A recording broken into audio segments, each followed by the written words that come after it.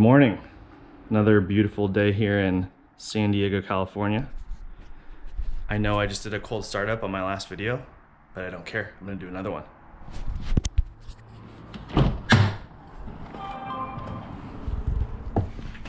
So for anyone that doesn't know this, even though this is like a new high-tech car, you still have to take a key and stick it in the hole, put your foot on the brake, and twist.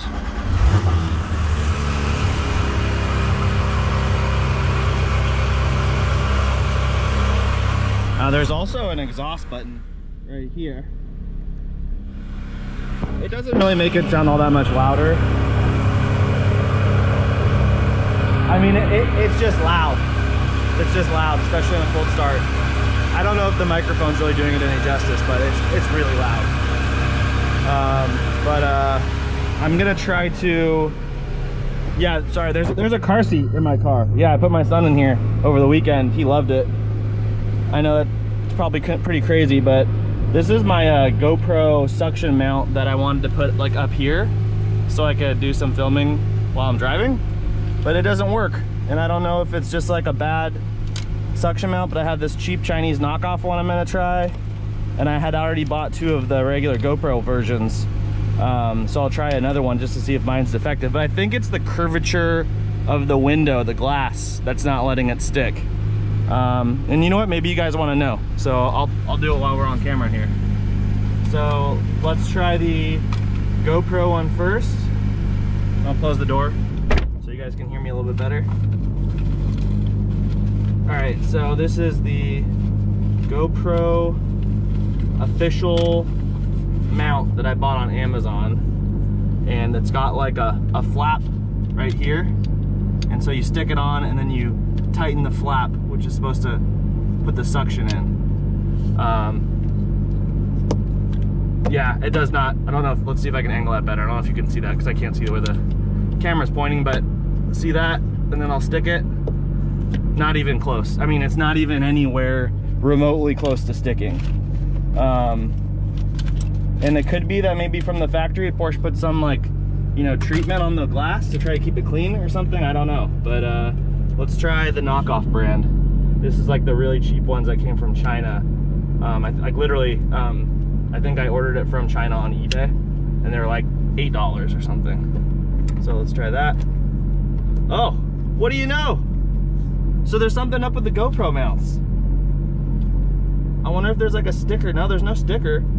I don't know what's going on with this. Maybe I need to do a little bit more research, because I know that the reviews I read said that the GoPro brand is like a gajillion times better, and that like you could just mount it on the back of your car, not worrying about it ever falling off of your car, even when you're driving really aggressively. And obviously this is working a whole lot better. So I'm gonna turn off the camera here and put you guys into that holder thing, whatever you want to call it, thingamabob. Be right back.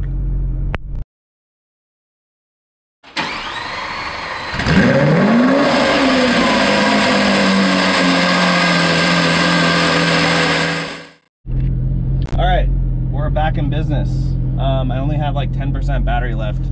I was not prepared, and the mount is a little crooked, so you know, it is what it is. I'll get better as time goes by. I'm not a professional YouTuber by any means, but I'd like to, you know, make things get a little bit better as they go.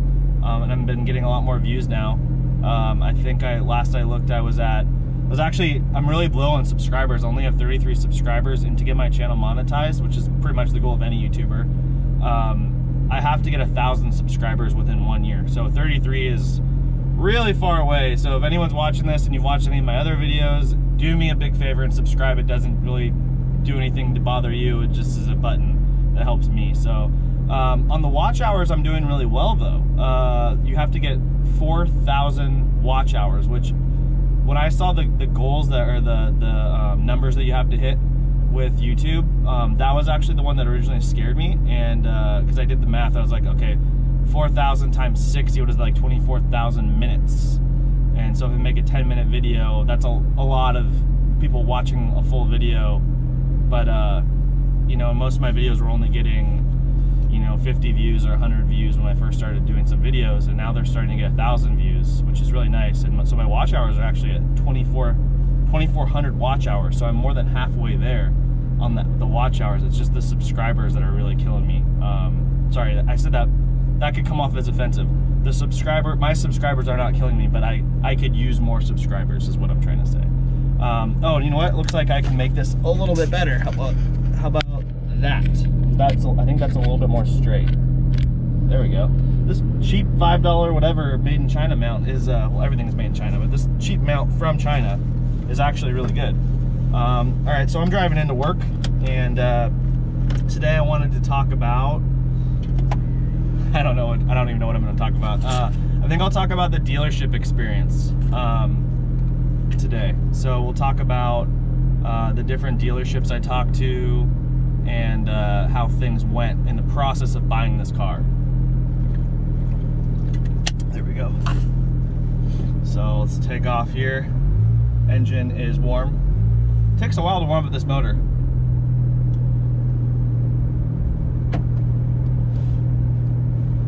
So here's my story of buying this car. I had gone over to my local Porsche dealership, which is called Hohen Porsche. I really like saying Porsche. Sorry guys, I know it triggers a lot of you, but I like saying Porsche better. I know you're supposed to say Porsche. I've even been told that the Germans say Porsche. Wow, my sunglasses are really dirty. But anyway, I like to say Porsche. I think it just sounds cool. It's kind of like a shortened version, right? Wow, this guy's driving, just parked right in the middle of the road here. Okay.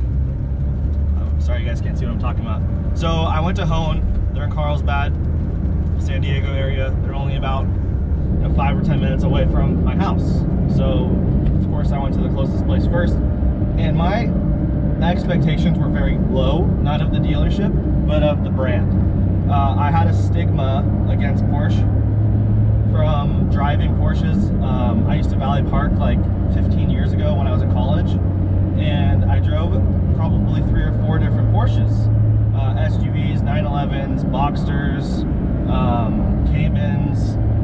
I think I drove a Cayman. I don't remember if I drove a Cayman. Doesn't matter. I drove a bunch of them, and specifically I drove a few 911s, and I was not impressed. At the time I was driving, I think a 350Z, or I had a 335i at 1.2, so I was probably driving something like that. So I had a 300 horsepower car either way, whichever car it was, and I was expecting this expensive sports car, sorry, to be a lot more fun and powerful than it felt to me.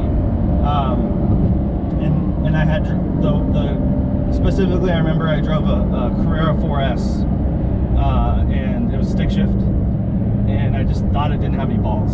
That's how I felt about it. It just felt like it had nothing there. It felt really slow. So I had a stigma against them. They don't have the exotic glamour appeal as the Ferraris and Lamborghinis and McLarens, which is good from a person that doesn't think they'd ever buy a car like that.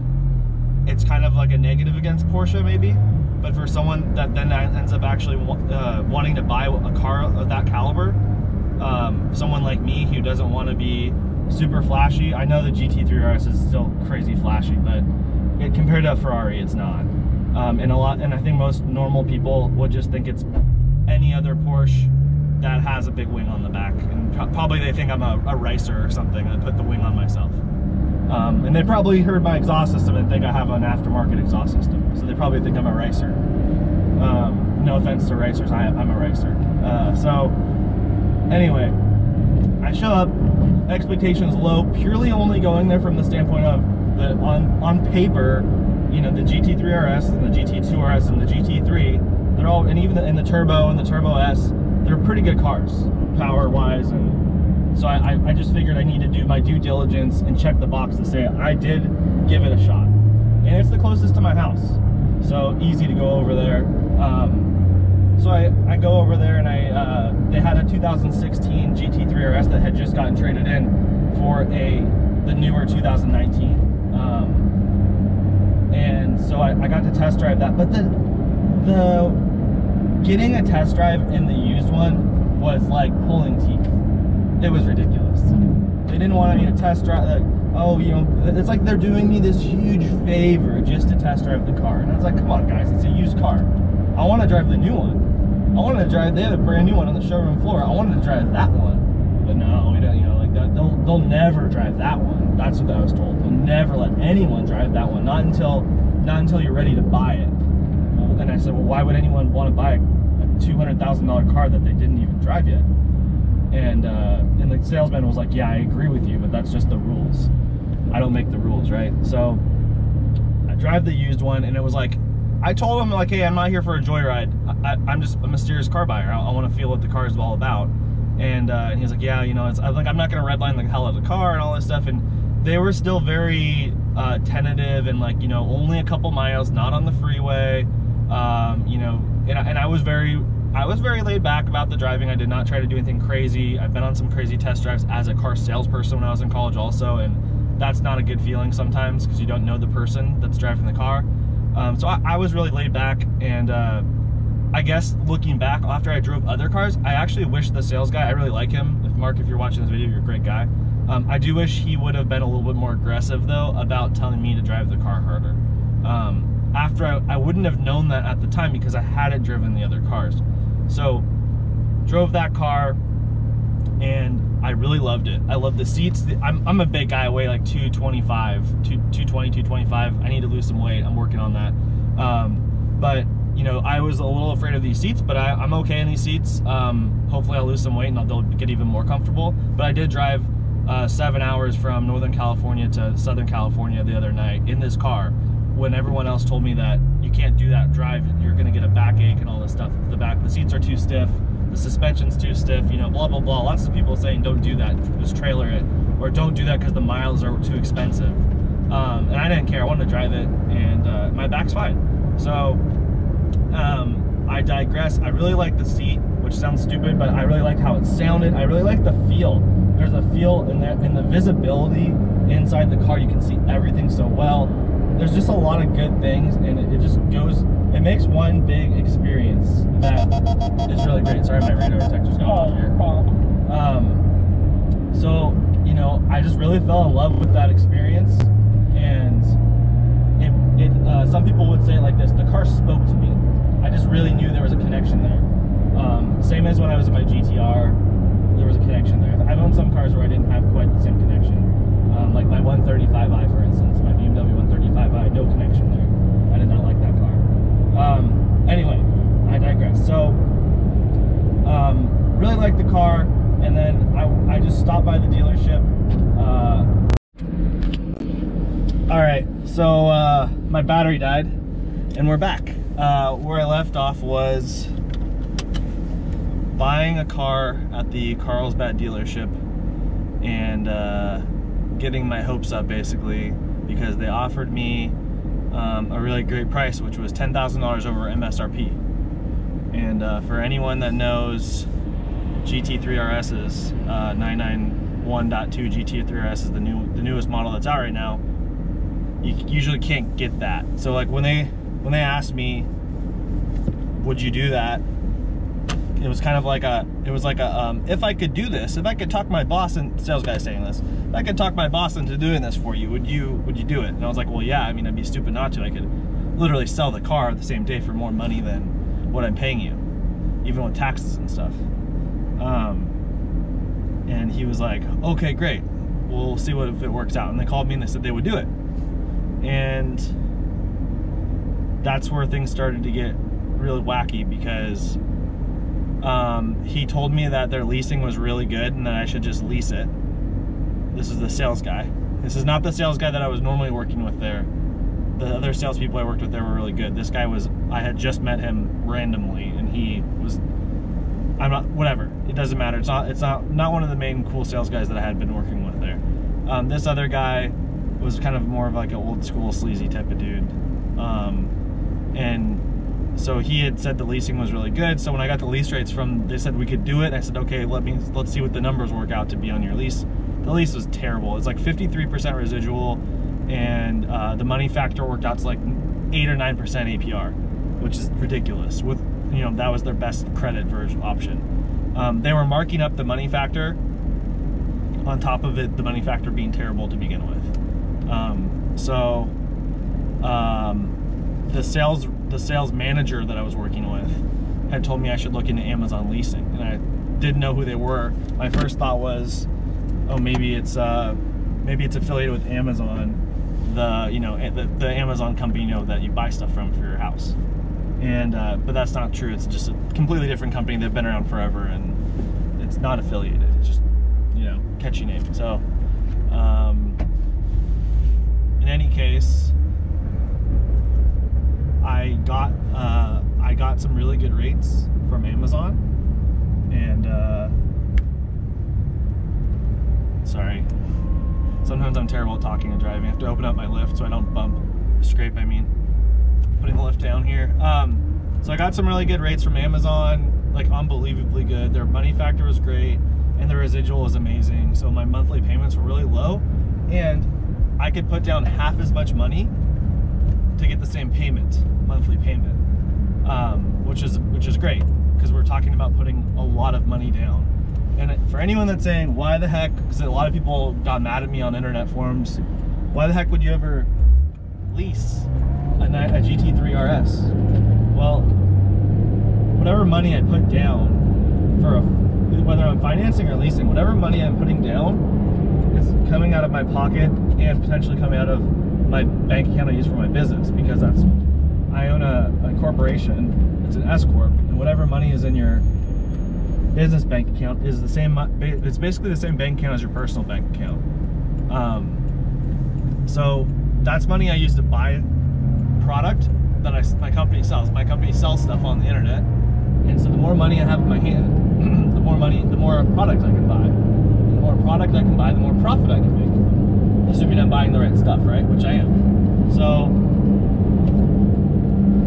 having the money in my hand is worth a lot of money to me as far as my business goes, and so the leasing is actually really, really good for me to do, because it allows me to keep a lot of money in my hand. I'm not going to turn the car in at the end of the lease. I think that's what a lot of people are getting confused about, that are getting mad at me. I'm not going to turn the car back in. Who would do that? I'm going to sell it, or I'm going to keep it and refinance it or pay it off, whatever it is. I'm not going to turn it in. No one would turn the car back in. I mean, they're going to be worth so much more than whatever the residual is. Even with the good residual, this car's still going to be worth a lot more than whatever the residual is, right? So you'd just be throwing away, 40 grand or something like that if you didn't sell the car. And anyway, sorry, I know I'm getting off track here, but Amazon Leasing had a great rate. I go to the dealership and say, okay, I'm ready to go. I'm going to use Amazon Leasing. Got a done deal. That was on a Friday night. Can I come test drive it tonight? Like, oh, we need this. Amazon Leasing approved me and everything. And then the dealership, Amazon saying the dealership needs to get back some paperwork to them. And then the guy I'm talking to is making all sorts of excuses. He's really, really lagging. And, oh, it's late, it's toward the end of the day, I don't know if we're gonna get this done in time, we've got clients, lots and lots and lots of excuses. Next day comes around Saturday. He said, come by tomorrow and we'll drive the car. Because at that point I hadn't driven the new one, I'd only driven the old one, the 991.1. So Saturday rolls around and I'm like, okay, I'm gonna cool if I come by in a little bit. No, doesn't look like things, the company doesn't want to do Amazon Leasing. I think it's, maybe we can work around it. Let's just finance the car. Lots of like trying to get me to do other stuff, mostly trying to get me to finance the car with Porsche, because they make a lot of money on the back end. So when you're talking about a $200,000 car and you're selling over MSRP, first of all, the dealership's making crap tons of money already on the car, because you got to assume maybe something like $20,000 is already being made at MSRP on a car that's that expensive. Probably more like 30 if I had to guess, maybe 30 grand, and then you're adding another 10, and most dealerships are doing like 20, 30, 40, 50 over. They're making all sorts of money, and then they want to make all this money on the back end of the deal too, which is financing, where they make a lot of money on financing and lease rates and stuff like that. So this is really where things got weird, is that's where they wanted the money. Now, this is the next thing I'm gonna say is just hearsay, but I was told that the dealership I was working with actually asked Amazon Leasing to pay them their back end money. So Amazon Leasing makes money off of leasing you the vehicle, right? They make money off of the interest rate, basically, if you want to call it that. And the dealership actually asked Amazon Leasing to forfeit the money that they're making, which is ridiculous. That is the most, they're already making like 30 grand, 40 grand off of me on the deal, and now they're asking another company to not make anything just so they can be happy. I mean, it's just ridiculous. And this stuff went back and forth. They made some excuses like, we can't do the deal with you because you're not going to be on the contract, and Porsche, the company Porsche won't like it. We'll get in trouble and things like that. You have to have your name on the contract so they know that we're working with you, not with a broker. And so Amazon Leasing goes, okay, well, we'll let him co-sign on the car, so his name is on the contract. That's the big deal, where they called them out on their bluff, basically. And so then the dealership kind of acted like, okay, well, this is probably going to work now, and it didn't. And then the big thing that happened was that they called me like the next week, I think on Tuesday or Wednesday or something, and said that the final decision was made that they wouldn't do they weren't willing to do business with Amazon Leasing, and I could still buy the car from them if I wanted to finance or whatever but that it couldn't be with Amazon Leasing, and that they've never used Amazon Leasing and they never will use Amazon Leasing, blah blah blah. So I was pretty upset, and they said that the sales guy said if you want to talk to my manager, he said he's more than willing to talk to you. Well, I said, yeah, I want to talk to him. Put him on the phone. He's okay, I'll have him call you. Guy never called me. Get a little bit of sound here, ready?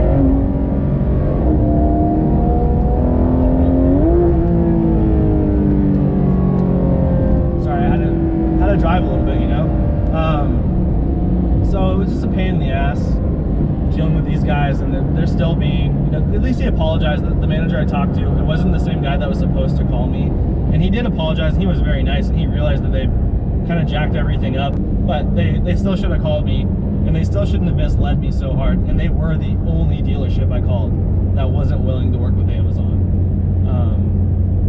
So let's move more in a positive direction. All right, sorry for the abrupt transition here, but this video would have gone into about 40 minutes if I would have included everything that I originally had recorded. And rather than do that and make a 40-minute video that people aren't going to want to watch the whole thing, it's, you know, I understand everyone, even 20 minutes is a long time, and this video is already going to be about 25 minutes, I think. So this is just an ending to what we'll say as part one of the dealership buying experience with my Porsche GT3 RS. So this is it's gonna be a two-part video, with the first part kind of going over the experience of the frustration with the first dealership I dealt with, and the process leading me to the car, and the second part that will come in the next, hopefully it'll come next week at the latest. So that will detail more of the experience and the strategies involved in purchasing a GT3 RS, and what I did to find the car I ended up buying, because I did end up getting as I mentioned, a better car. When I say better car, better priced car, from a really great dealership. I'll talk about that dealership. I'll talk about how I found them, everyone else that I was talking to, and the strategies, I guess, involved in that. So as I mentioned at the beginning of this video, I am really needing some subscribers right now. So if you guys like this kind of content, talking about the GT3 RS that I bought, talking about car stuff in general, please subscribe. It helps me a lot. I need 967 more subscribers to get my channel monetized. So help me, please. And also, I have more content that I've filmed already, and because I was at the CES show this week. I just got back yesterday, so I have some motorcycle stuff, some car stuff, some car tech stuff that I'm going to be talking about on another video that I'll be doing next week. So stay tuned for that kind of stuff too. And thanks for sticking around. Later.